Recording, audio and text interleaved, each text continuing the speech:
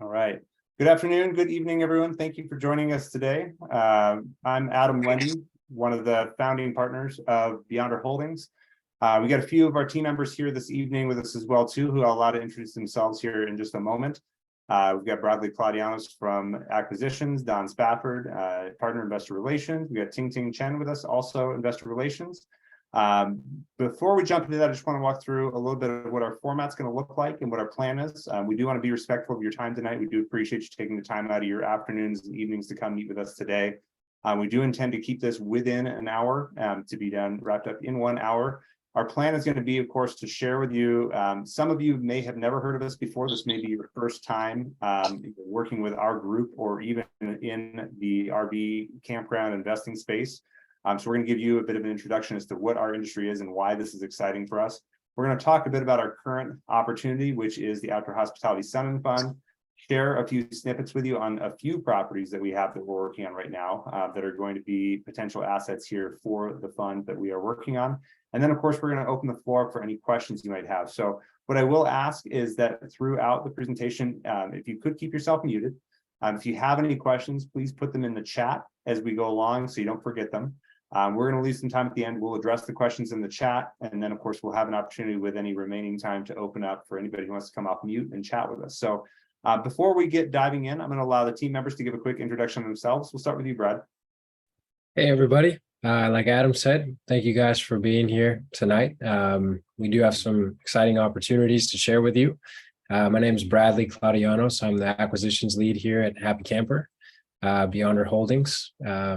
So great having you all here with us. Perfect. Don, and if you don't mind introducing Ting when you're done. Yeah, for sure. Yeah, again, thanks everybody for coming today. Those who don't know me, my name is Don Spafford. I'm a investor relations partner with Beyonder Holdings, helping to do a lot of things to promote the brand and promote the business and bring on strategic partners.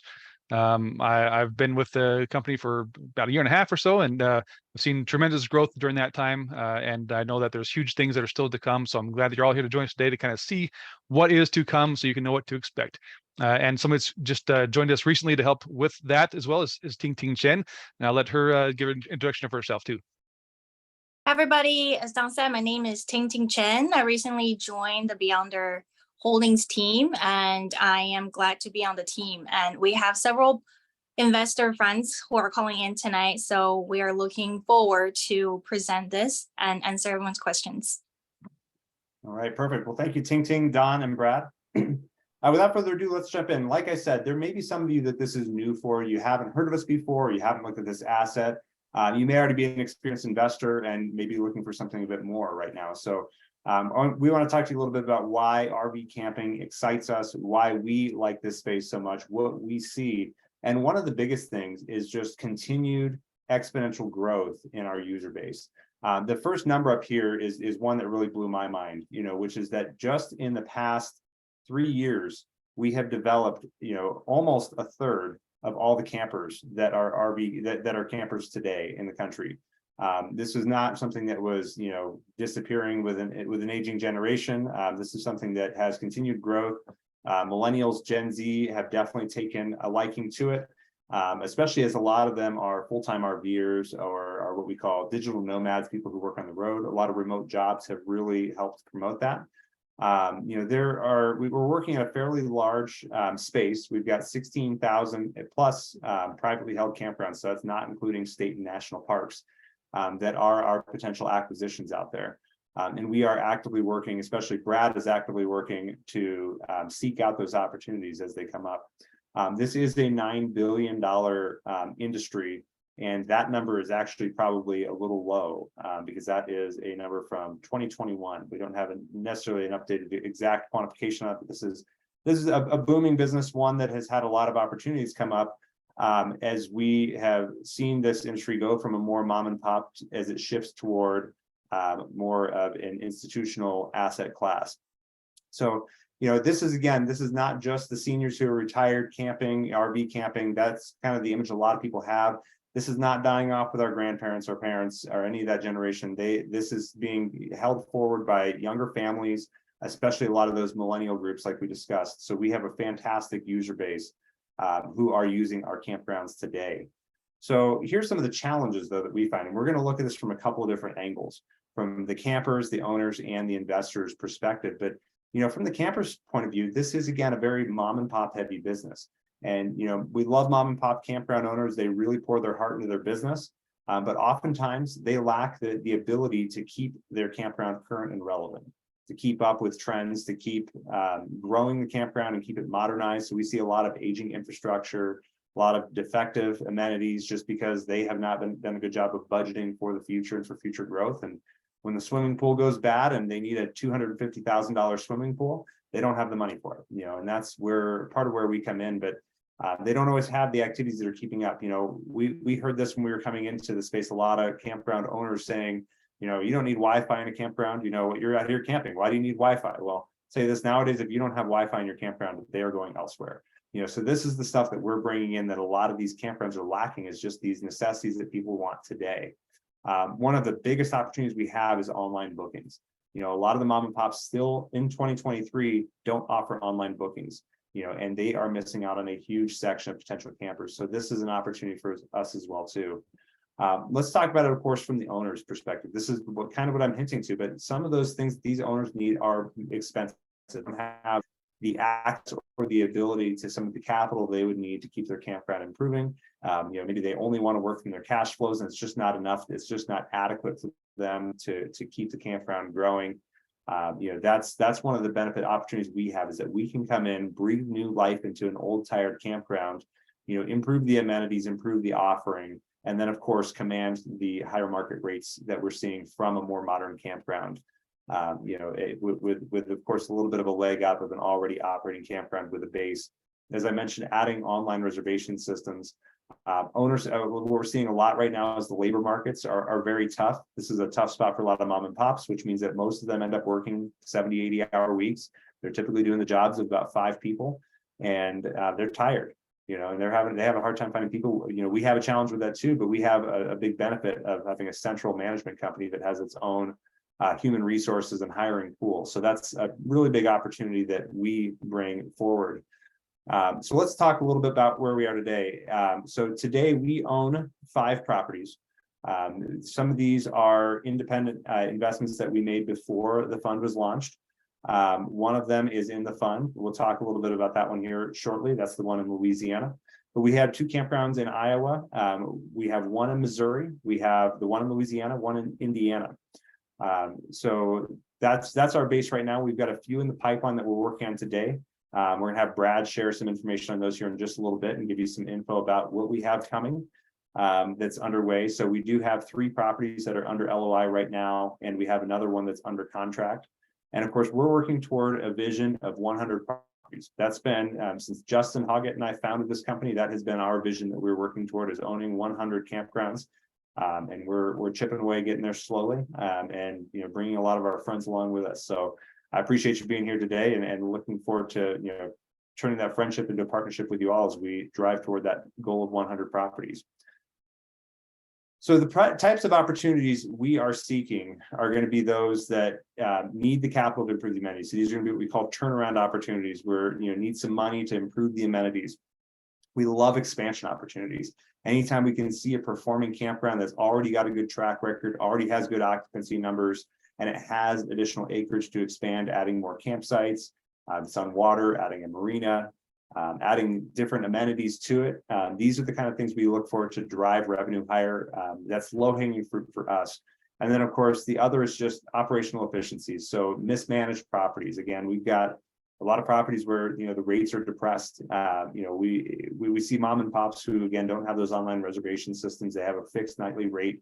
They haven't updated that rate in 10 years. They're still charging people $20, $25 a night to camp in their campground, when their neighboring campgrounds are charging $65, $70 a night. So there are some opportunities there, and of course opportunities to keep the expenses tight by pooling our expenses at the management level.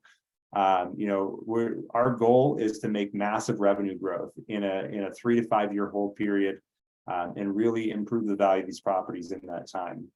So just to give you an example of some of the things we've done, we've talked a little bit about expansion and other opportunities that we look for. I'm going to share a few samples with you that are in our portfolio right now. And the first one is one of our best performing properties right now, which is Beyond Marina at Sterritt Creek. This is in Warsaw, Missouri. This is actually it's on the sister lake to Lake of the Ozarks, Truman Lake. It's a 55,000 acre lake. We bought the campground, 285 marina slips, 100 RV sites, and a 40-room motel. We just got done adding the 44 new slips that are detailed on here. So new dock on the marina. We're in the process of adding the new RV sites. We've already got a few online that are in place until we can get all of the construction underway, which we are planning to do before the fall. So get underway before the fall. Beyond Getaway Rising Sun is in Rising Sun, Indiana.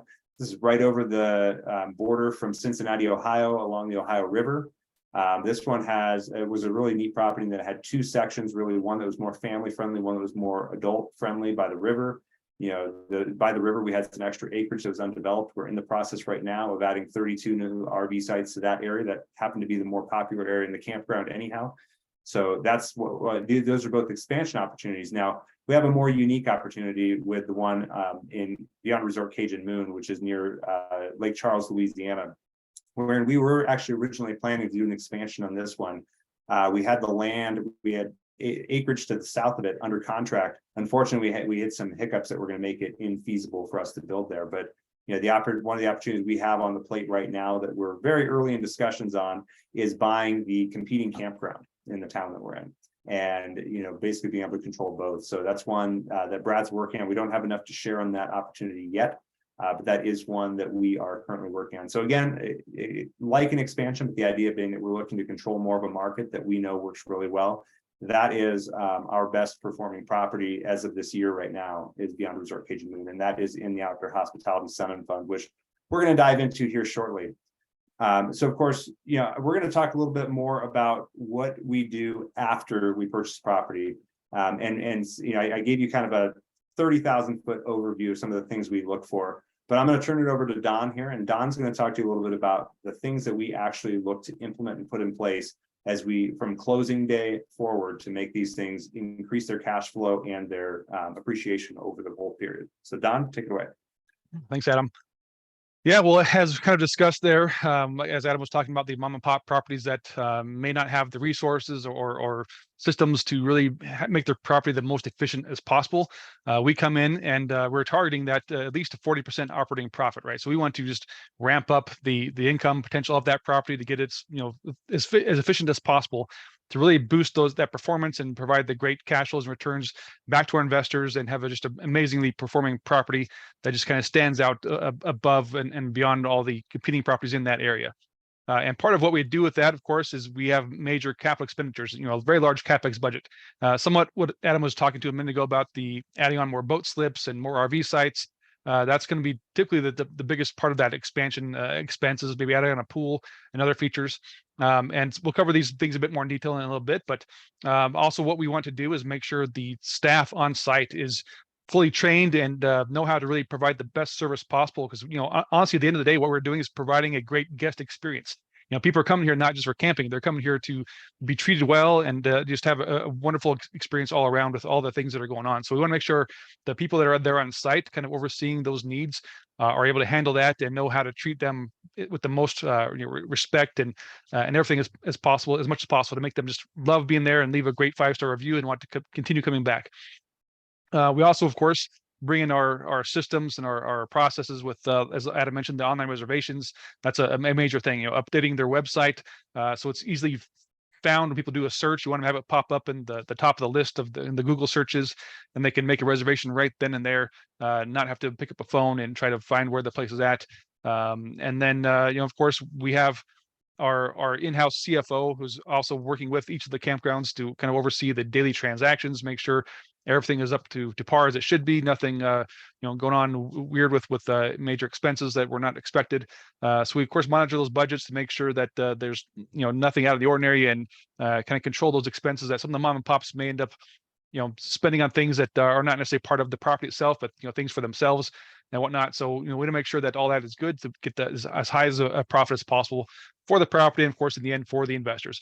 And the main thing we're, of course, with all this, we're trying to build up is that brand name. We want Beyonder Campgrounds to be out there and be known and recognized as much as, if not more than, KOA is today. We want people to, when they search for campground, they'll see the Beyonder name and know that's a place they can go to, they can trust, that will have the Wi-Fi, the great amenities, all the fun features, the great staff.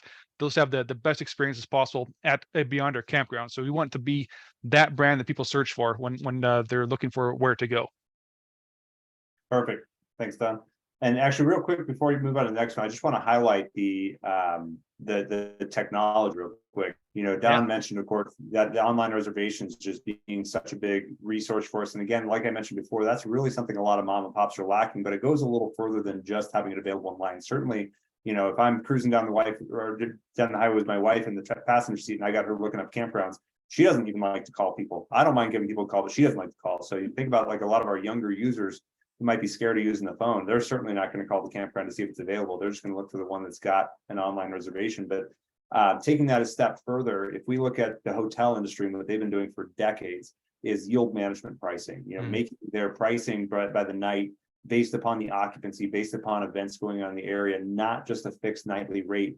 This has been shown to improve camping revenues by easily 5 to 10% just from that yield management component, if not more. That's if you've already got your rates up to base market where they should be. So sorry, Don, for interrupting. Yeah, that's great. Thanks. All right, let me get you forward to the next one here. All right. So as we were talking about before, the expansion, right? With just about any property we acquire, we want to have expansion opportunities if possible. That's one of the major components of our value add. You might be asking, how do you value add to a campground? Well, this is one of the primary things. We want to add on more RV sites. Not just your standard, spot in the grass as some of these, smaller mom and pop places might be, but more like a very high end, almost like a luxury type of a stay, kind of like the ones you see in the picture here, where you've got a paved spot that's nice and wide with your own private space. That's what people are really looking for these days, to really feel they're going to a very high end campground, not just feel like they're in a sardine can parking on grass, right? We want to have the full connections, full hookups with all their water, electricity, and of course, Wi-Fi is definitely one of those hookups that people are demanding today. Kind of we saw before, the groups of people that are going through is not just we'll say the elderly generation, but families and young millennials that are working remotely. So they need to have that Wi-Fi connection. The families want to have those amenities, some of which we'll of course get to in a minute as well. We also add on glamping spaces, and if you don't know what glamping is, that's I guess just an acronym for glorified or glamorous camping, I should say. So these are not just dry tent camping sites. These are going to be your tiny homes, cabins, yurts, you name it. Some kind of unique, almost like a Instagram worthy picture place that people want to come to just to stay there. Even if they don't have an RV or camper, they're not even looking to camp necessarily. They might just want to stay at this unique little cabin or whatever it may be that's on that site. And of course, while they're there, enjoy the amenities too. But they want to have that unique experience. People are willing to pay a lot of money for these glamping experiences. So we're happy to meet that demand. And whenever we have a water feature, it's on a lake or river, we want to add on more. If not existing, we'll add on, or if there's some there, we'll expand on those marinas and the docks, as we did with the Sterrett Creek one. Just because there is a demand also for boating, and people want to go out fishing and skiing and all those things that you do on water. And so you want to make sure you can address that need as well. People are looking for places to take their boats and go skiing and all that kind of stuff. So if we have that possibility, that is also a major part of our expansion opportunities. And when we have the existing campgrounds that are there, we still want to improve them. We don't want to just leave them as is, only do our expansion. We want to improve the property that is there existing. So we will take those basic camping spots and make them nicer. We'll add on potentially, like as you see here, a little like a private patio area, or like a fenced in private dog area for their dog to be off leash. All these kinds of things that people again want, that higher end kind of feel, not just going parking on a grass field or something. So we want to just make the place look high end, very much like a resort style status is what we're going after. And so people are looking for that type of feel where they can have more space and can spread out a bit. And then with the infrastructure, we want to, again, add on those paved roads and things like that, but also just the connections themselves. As I'm sure many of you are aware, these days there's a lot more electric vehicles coming through. Very soon, pretty much all the manufacturers will only be producing electric vehicles. So you have electric trucks that are already out there now, some electric RVs. People that have those electric vehicles that take them camping, they need a place to plug in. And unfortunately, many of the current existing properties that are out there don't have the proper connections for that. They won't be able to plug in, or if they do, they're just going to suck up so much electricity that it makes it almost not profitable for the property itself. So we want to have those pedestals in place that can handle that higher end electrical needs, but also have that charged back to the guests as they come and plug in, so they're paying for that electricity, not the property. And so again, that goes back to what people are looking for, where to go. They're going to search campgrounds with electric vehicles. They want to make sure that, if yours does not have that, but the one down the road does, then that's when they're going to go to. So we want to make sure that we are in that list of where they're looking to go to, because we have those electrical components to meet their needs. And then, as also like Adam was talking about, people are driving down the road, we want to make sure that they can find us. Some of these places, you'll be surprised, have just a tiny little sign on the road. If you drive past it, you're blinked, you'll miss it. So we want to have a nice big sign that's easy to see, and people that may not even have a reservation, they'll just be driving past. So, oh, here's this place, let's stop here and check it out. So we want to make sure that that's easy to find, easy to see, easy to get to, all the directions and signs that people need to find their way there. And most people these days are not just looking for a place to go camping. They're not just want to pop up a tent and build a fire and make s'mores. They're looking for activities, meeting again those family needs. They want things to do. And I've got several of my friends that are full-time RVers right now, and that's exactly what they say. They go to these places because they're a lot of fun. They have little kids, they want things to do. So they've got, they're looking for places that have, pools and aqua parks and all these different features that their kids and they can do as a family. That's part of, again, the staffing needs. We have our staffing that are trained to kind of provide these guest experiences, create these activities for people and family to go do, to keep them busy and occupied. People that are working remotely from their RV during the day, they want to make sure their kids are going to be out having fun and being safe. So they're being supervised with the people there on site. Again, if there's possibly an existing pool, it may need to be updated or redone. Unfortunately, some of them are not well kept up. And as Adam mentioned, it is a very expensive thing to put in and take out and tear out and put in a new pool. So that's part of usually our CapEx budget if needed, or if not, we want to add a pool, because pools are a major thing that people are looking for. And if there's a big lake, we want to put in an aqua park. If you don't know what an aqua park is, it's basically, think of like a giant inflatable obstacle course kind of thing that people can climb up, slide over, jump off of. It's a huge, big, fun thing that families can enjoy of all ages. We want to make sure that there's our food available. You'll be surprised at how many of these properties that, again, have maybe an aqua park or other features there that don't have a source of food. You have to drive 30 miles back to town to get food if they didn't bring their own. So, a major thing that can be a new revenue driver for that property is having food available, drinks and restaurants, bars, that kind of stuff that people want, so they can stay there on site and just have everything they need right there, to not have to leave the property for anything.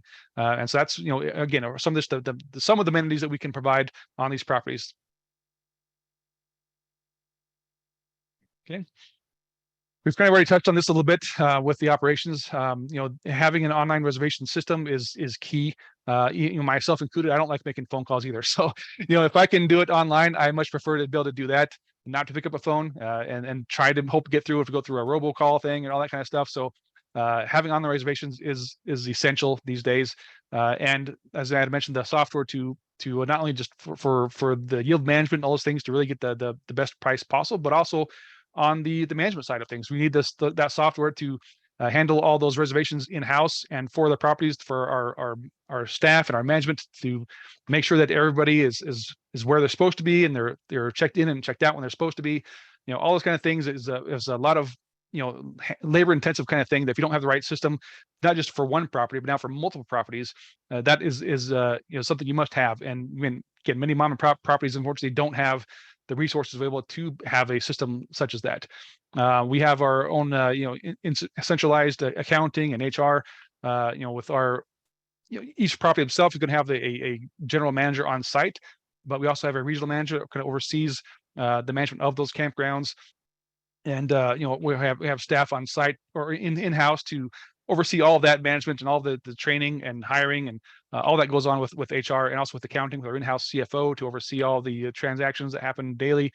And our marketing is also a key component. We want to make sure that, again, when people search for our campgrounds, they can find it. So we have a pretty intense marketing campaign for each of our campgrounds specifically that people can find it. They'll pop up on the top list on your Google searches and can do everything right then and there, make a reservation, get directions how to get there, everything they could need as part of all that.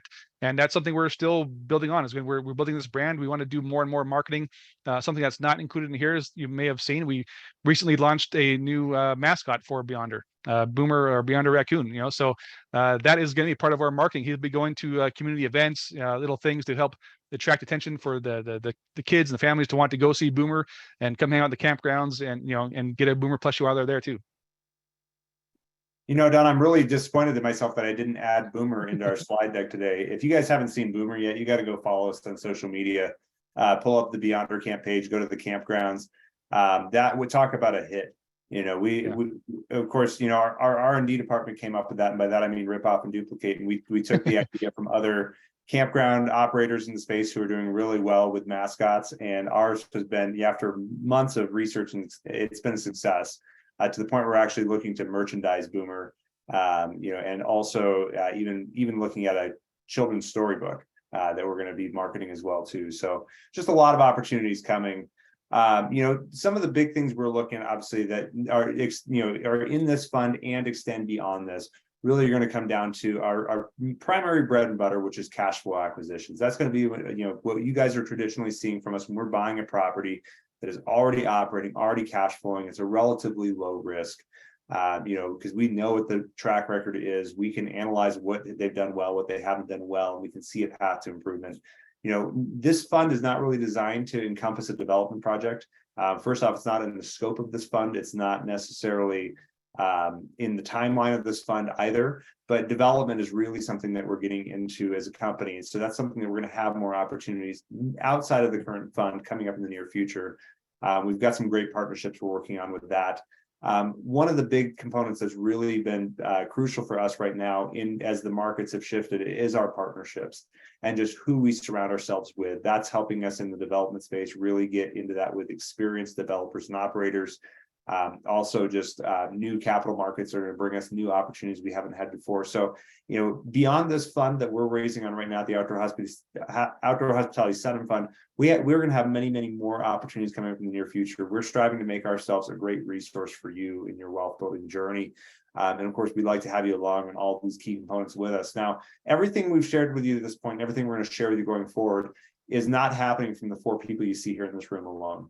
It takes a team, and I'll tell you, we have a massive team. Don already gave a message, kind of a hint to our campground team, our operations team, which is on site, the campground managers, the campground staff. Staffing levels varied, every single one. All in all, we've got about 150 people on the team if you include all of them. But if you look at just our core team here today, I want to introduce you to some faces you may know. You may already know me, and certainly you know me from today. Of course, I'm Adam Lundy. Justin Hoggett is my co-founder.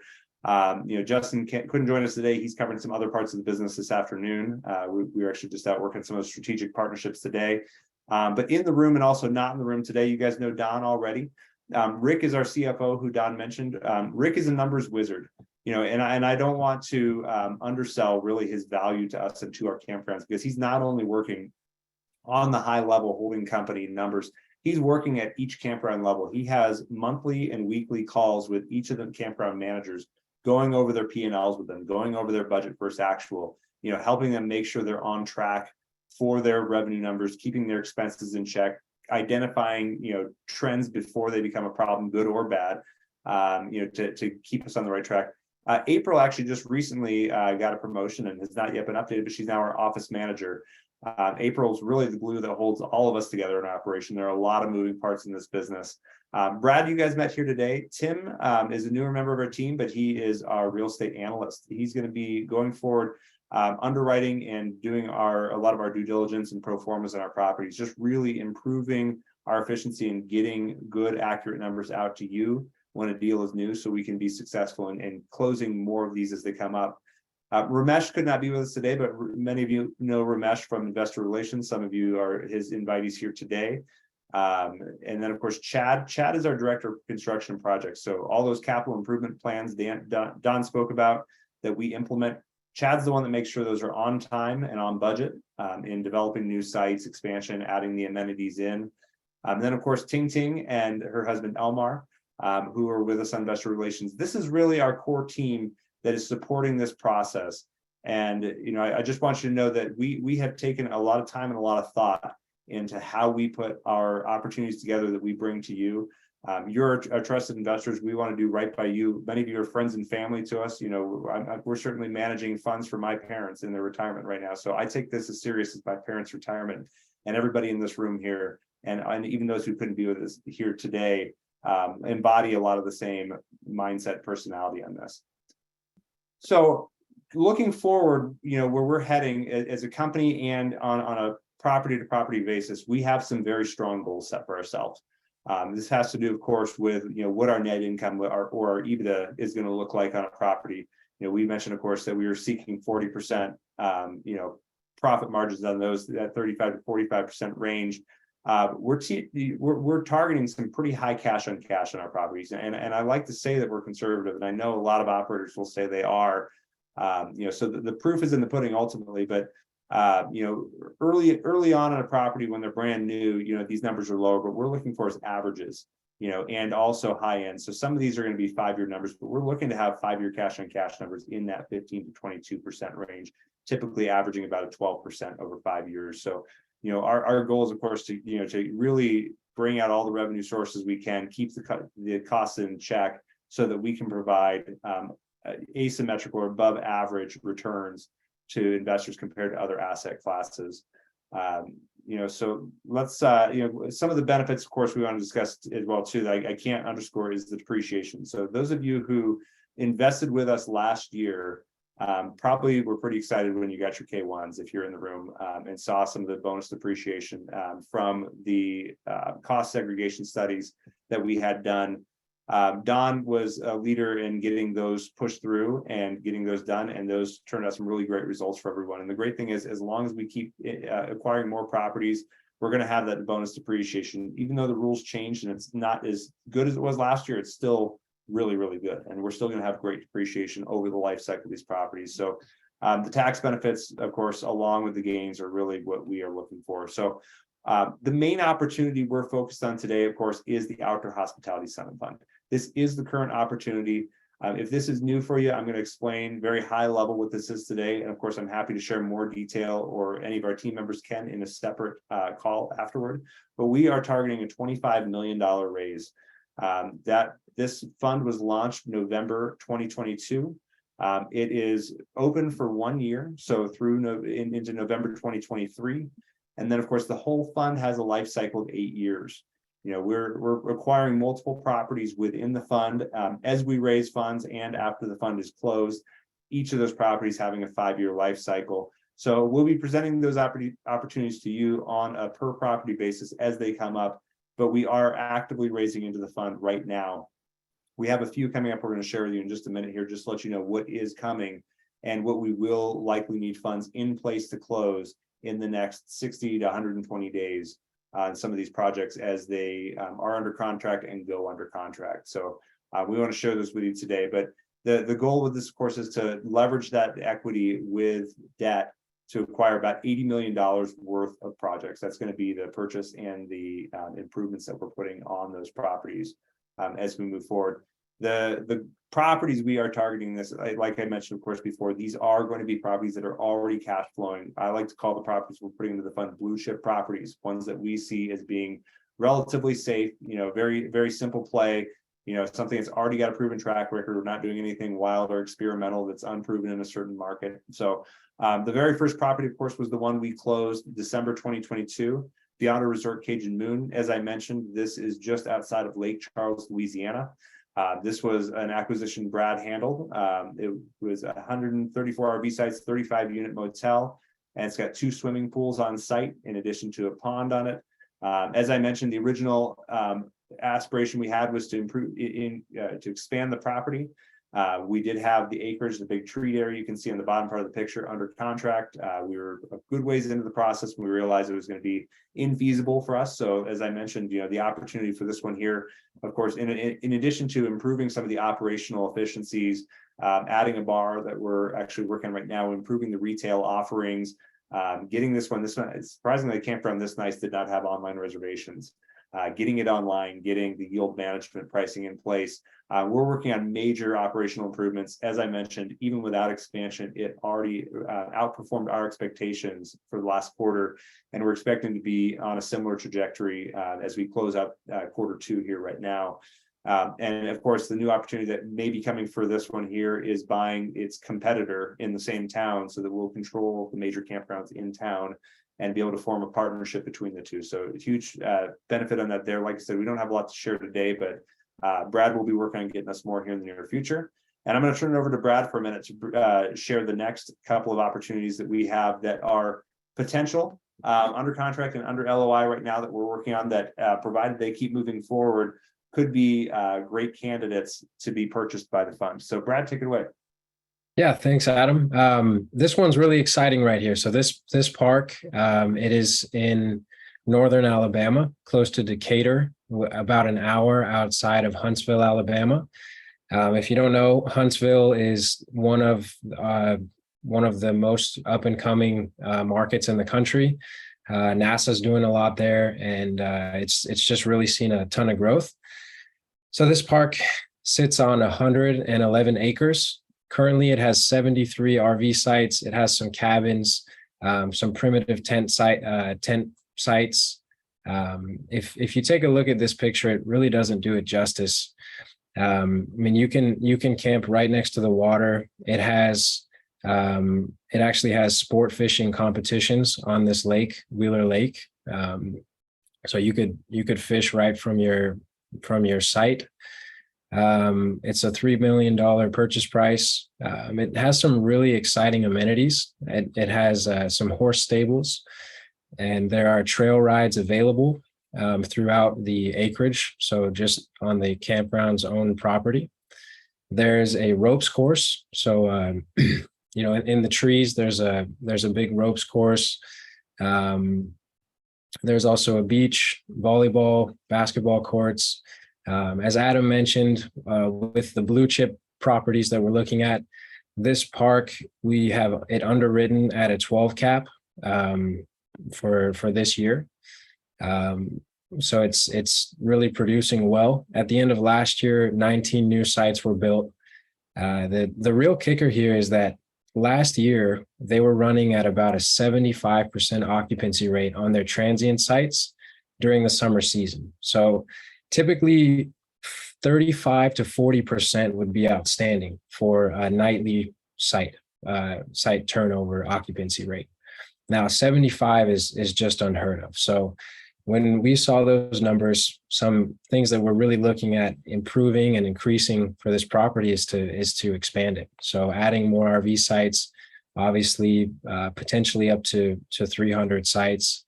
Another really exciting opportunity is that it sits on a navigable waterway. So the Tennessee River, you can travel from basically from Kentucky, from the Great Lakes all the way over to Knoxville, down to the coast, to the Gulf of Mexico. So by building a marina here, we can also capture some transient income, some people traveling by boat to different destinations.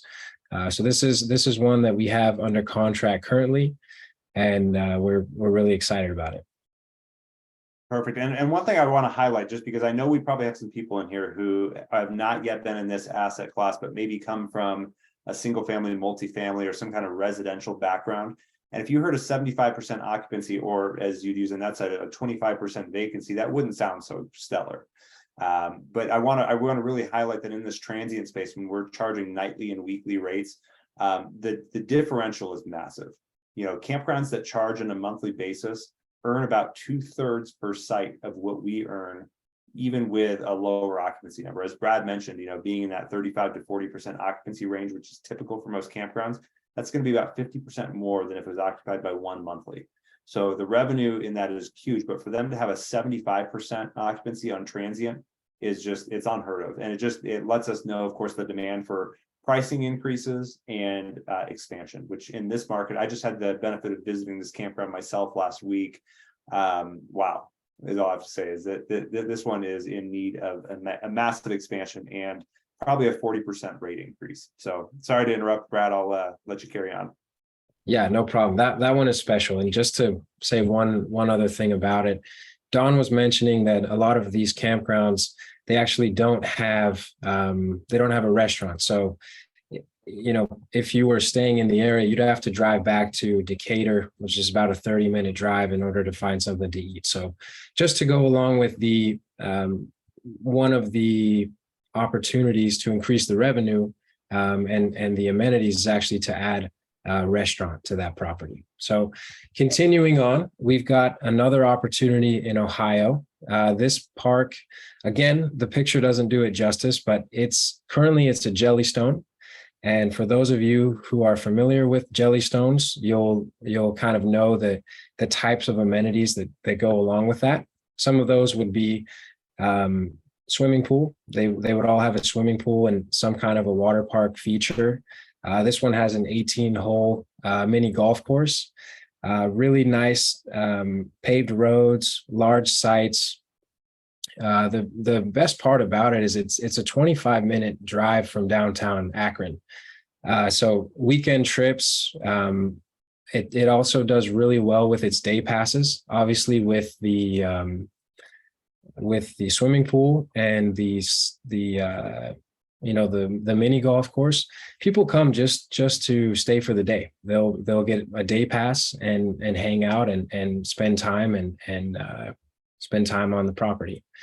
There are 164 sites on 34 acres, so there's a little bit of room for expansion. Now, a Wibbit is basically it's a big inflatable playground that sits on the water, and there is a Wibbit already on this property, but by adding another one, you can just increase the traction and the presence for people to come and hang out for the day or stay for the night or longer. So this one's still in the early stages, but definitely an exciting opportunity that we have coming up.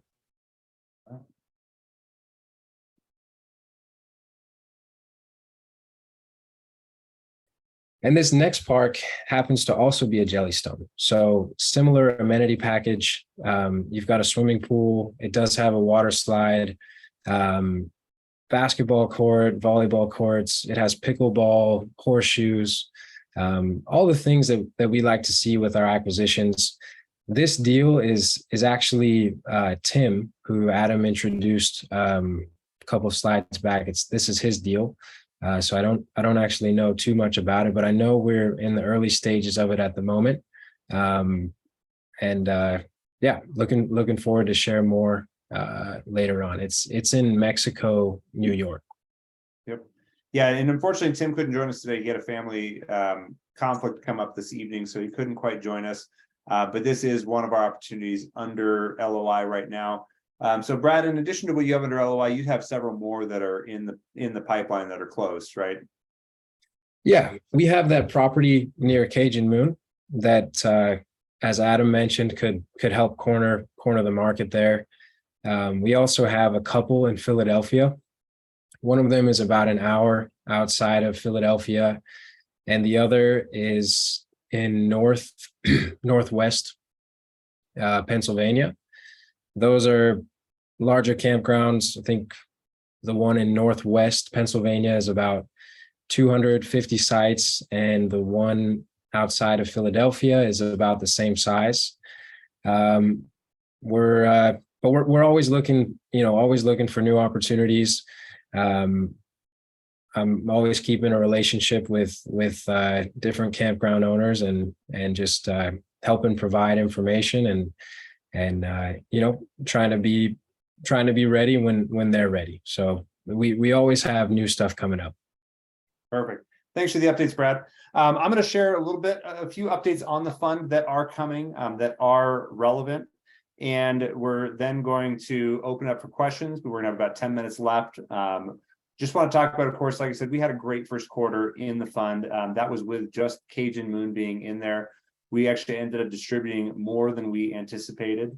Our MO has been to distribute 2% per operating quarter throughout the year. and then analyze quarter four for additional if we were to hit above that. But we were performing so far above our projections in quarter one that Rick actually gave us the green light to give a 3% distribution in quarter one, and we're just about to wrap up quarter two. And from my understanding, everything is still running very, very well there. And of course, we're looking to add more properties in. Cajun Moon, of course, was already exceeding, at the time of this slide being put together. But obviously, like I said, we've still got to do the quarter end numbers to verify that our performance is doing really well. The biggest news I have to show that is very timely and relevant for those of you who are already invested in the fund, for those of you who know us and are ready to invest in the fund, or those of you who are still on the fence, because of the performance we've had in the fund thus far, we are implementing a share price increase that is going to affect July 1st. So by the end of this week, we are going to launch a new share price increase. We are increasing the share price 2%. So it has been $1 per share up until now. It will go to $1.02 per share.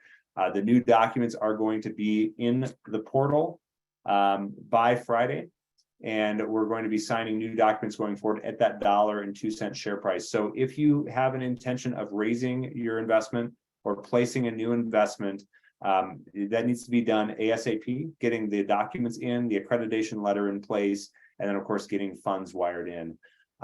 If you still have questions and you're on the fence, I'm going to strongly encourage you to get a call with Don, Ting Ting, or Ramesh, whoever your investor relations contact is, in the next 24 hours, just to make sure that you can get any questions you have answered so you can capture the existing share price we have in that today, because after Friday, that price will be going up. And of course, it's going to be worth it even at that price, but obviously we want you to get the best price going forward. So we would love to have you join us on our mission of attaining 100 properties. For those of you who have invested with us, thank you for your trust. We're really grateful for your partnership. But let's open up the floor now to any questions we have. Don, it looks like the chat room is probably filling up. What do we have for questions that we can get answers? Got a few questions here. So I guess first of all, it goes to the management of the properties. That's what asking is the management in-house and our sites directly under Beyonder Holdings? And then a follow-up to that, I guess, would be also is what is the process to detract squatters? So make sure people aren't there who are not supposed to be there. Good questions. So yes, the first question is, and that's one of the biggest value propositions I think we have, is that we have end-to-end control of every opportunity, from deal sourcing to deal acquisition to operations to disposition. We do everything in-house. So our management, we own our management company, which is Beyonder Camp. Beyonder Camp does oversee and manage every property.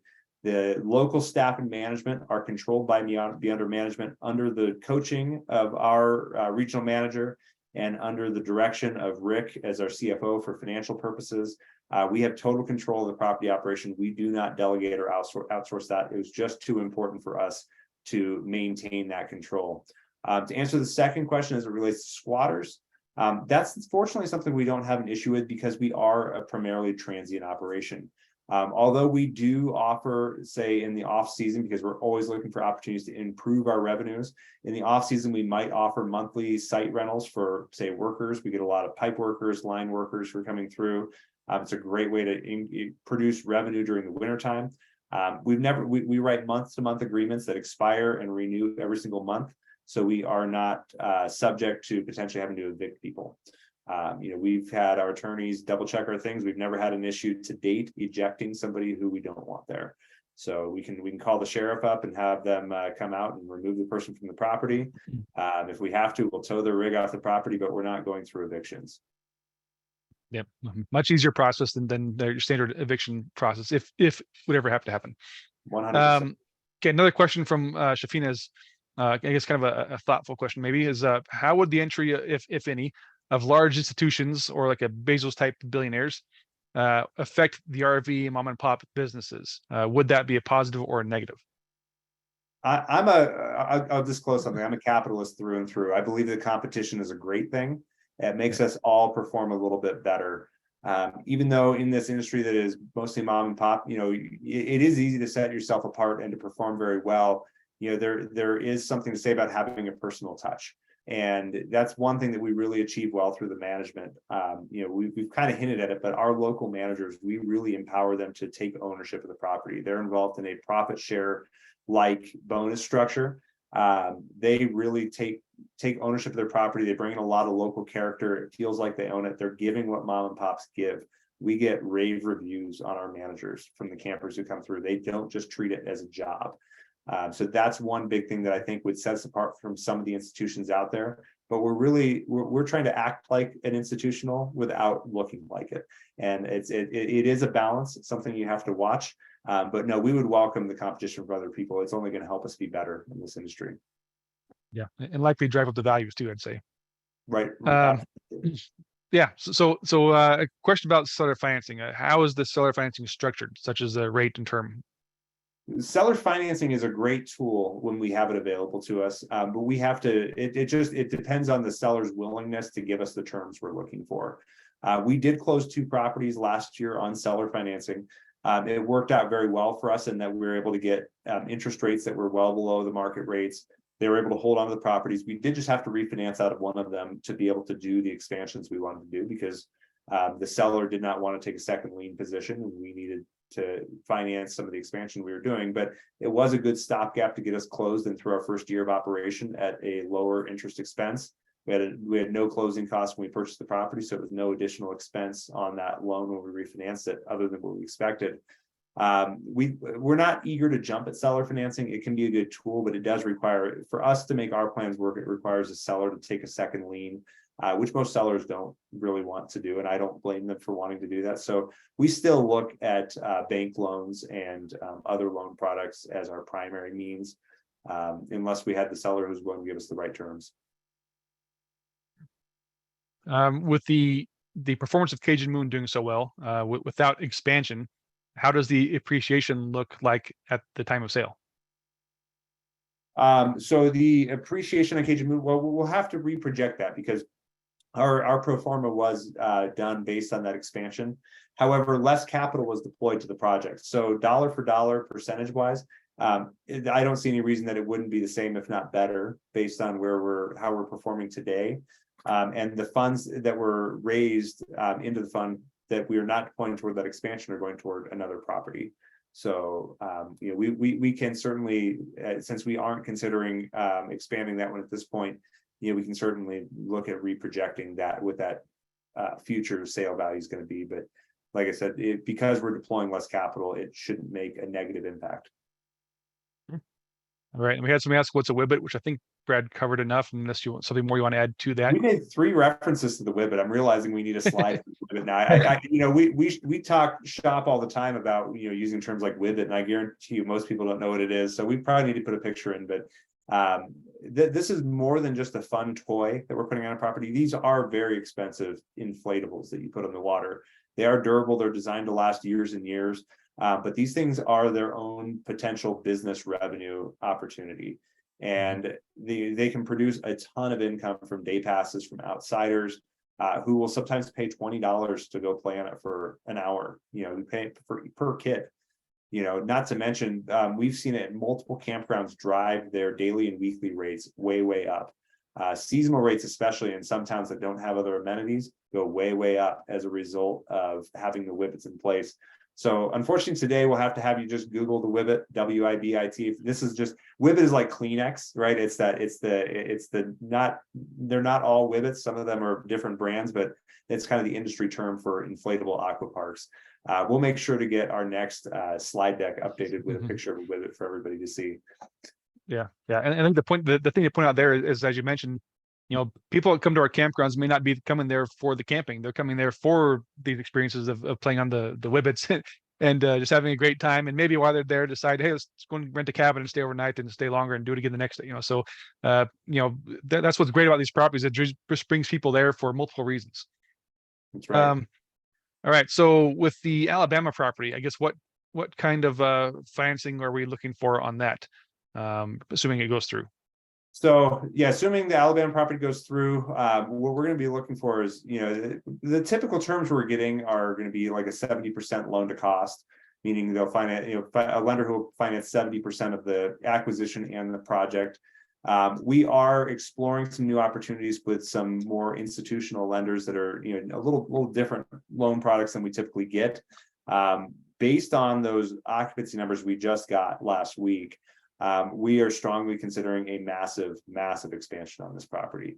After we got to see the competitive landscape in the area, there is a demand that is it's unlike anything I've seen yet, in a very strong growing market right now. So as far as what that financing is going to look like, it's a little premature for me to say who that might come from or what it might be, whether it's a bank portfolio loan or a different type of loan. But it's likely going to be probably something like a 70% loan to cost, probably market commercial real estate interest rates, which right now are running, mid sevens on percent, unless we can negotiate something a little better than that. Hopefully we'll see rates come down soon, but we are projecting in for the higher interest loans right now. Yeah, I can jump in on real quick. We got one term sheet back today actually on that Alabama property, and it's 7.5% interest and 70% loan to cost. Yeah, so we're kind of right in line with what I was saying there. So it's early. We do shop for multiple term sheets on these to make sure we can get the best financing in place. So we have a few more lines in the water we're waiting to hear back on. Yep. I think that kind of addresses the next question I have to do with how do the interest rates affect the cash flow, which, as you mentioned, we just project for it. I mean, we do our underwriting very conservatively, assuming at a higher rate anyway. So again, when we're buying at a 10 to 12 cap, it makes it pretty easy to still cash flow even with higher interest rates. Yeah. So like new opportunities that we come across today, we're going to be doing our initial underwriting at an 8.25% interest. Just expecting that it's going to continue going up until, we reverse course and start seeing these, either plateau or go back down, which unfortunately they have continued up. But that's one important point I'll make, is that we are only getting fixed rate interest or fixed rate debt. We are not taking on anything that's adjustable. It's not a risk we feel comfortable taking on. So we're quick just asked if that New York one, where in New York? It's Mexico, New York, which is a little bit north of Syracuse, just not too far from Lake Ontario, just to get an idea where it's at. Let's see here. Yeah, kind of along those same lines about the capital stack, how much of the total acquisition and rehab value value add is going to be raised by capital versus debt? That's a good question. That gets complicated as to what a bank will finance for us, and also what our timeline of needs are. There's some things that we need to have in place day one at closing. So, or maybe certain assets that we know the banks aren't going to finance that are part of our expansion. Those we'll raise for independently. Those end up being a very small percentage of our expenses typically. Any of our major expansion, we will be financing typically through a bank. So it'd be 70% on those things. So I would say that we're typically going to be looking to raise around 40% of the total project cost is usually where we end up. Okay. All right. And somebody's asking if they invest into the fund, is it going to, can they choose a specific property, or is it just going to the general fund in general, which of course can say that it goes into the fund, which that fund itself is what's purchasing the properties, not into a specific property loan. That one of the big benefits of this is that a single investment, especially if you were at, say, our investment minimum, which is $100,000 on this fund, that one single investment, instead of having to come up with another 100,000 for the next opportunity, is it's diversified across multiple assets. So as we put more of these properties in, you've got more and more assets that are insulating the risk and also improving the opportunities on this. So big opportunity to invest in multiple properties with one single investment. Yeah, help spread the risk, and you can say just in general, you're not invested in one property with say 200 campsites. You're invested in several properties with 1,000 campsites. So it definitely gives you much more opportunities there. So what are the foreseeable risks possibly with capital calls or the expansion plans and cost of concrete and all that kind of stuff? Are there any risks involved with any of that? Well, there are always risks in this space, in any space, let's just say. And, one of the biggest risks, if you'd asked me early on, was going to be fuel costs. We saw those fuel costs spike big time last year. But fortunately, one of our early forethoughts we had on our acquisition profile was our proximity to major metro centers. And those of you who've been on before have heard me say this time and time again, but I'm going to repeat it for anybody who has not been on here before. We are buying properties that are within 150 miles of at least one major metropolitan center, if not two. We love a Venn diagram of overlapping metro centers that have a property in the middle of it. It helps us make sure we have a user base that's close by in the event gas prices are high and people don't want to travel interstate.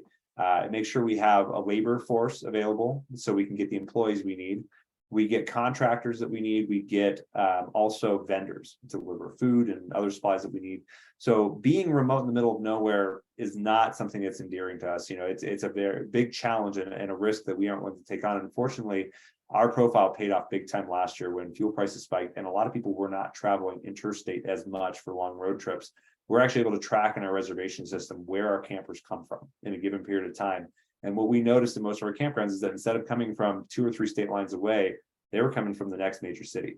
We were still full, but we were just full of people who didn't want to go drive, hours away. They want to get home and back on less than a tank of gas. So that's probably one of the bigger risks. As far as specific risks to that, leaving the economy as a whole out, specific to this asset class, I don't know of any other specific risks. Local governments tend to like what we do because we're bringing tourism dollars into their areas. They're usually very willing to work with us. So from a regulatory front, I don't see any specific concerns in that area. I would say, along with the question itself about risk of a capital call. I mean, there's lots of capital calls that are happening right now in like the multifamily space at the moment.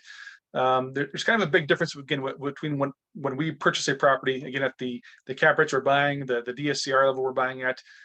There is enough cash flow that typically that if something drastic were to happen, the property itself should be able to sustain and provide the income that may be needed to do whatever an unexpected cost comes up without the need to request more funds from investors.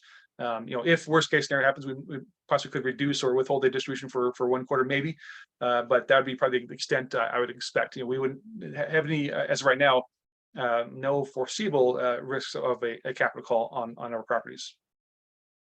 Yeah. All right. Did we have any additional questions? Yeah, one last question here, and then if anybody else does have anything, please speak up because we're only got a few minutes before we're going to end this. But about the general fund, again, is there a maximum percentage of the fund that will be devoted to one project in order to spread the risk?